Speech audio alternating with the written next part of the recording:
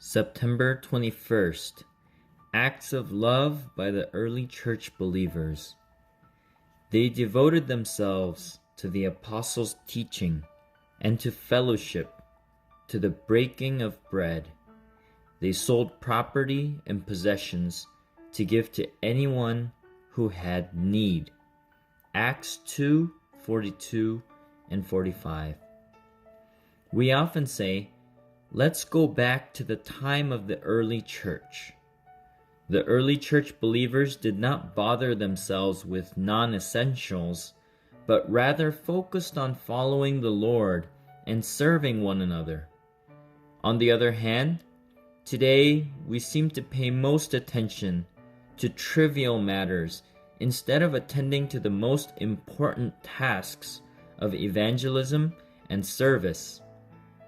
When people say, let's go back to the time of the early church, they mean that they want to be rid of these impurities in their lives of faith and go back to the ways that the early believers believed. The secret to how the early church believers were able to devote themselves to the apostles' teaching, to fellowship, to the breaking of bread, to prayer, and to the selling of property and possessions to give to anyone who had need was their passionate love for God.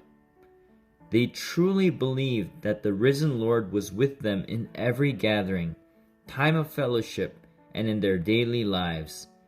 To people who loved God with such passion and who always felt His presence, it was so natural for them to love their brothers and sisters in the Lord and to serve them.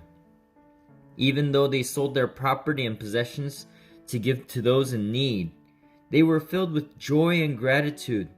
The way of life of the early church believers who loved the Lord and their neighbors and served them with joy serves as a model for us today. Do you want to live a life that overflows with joy? Then love the Lord who is with you with all your heart.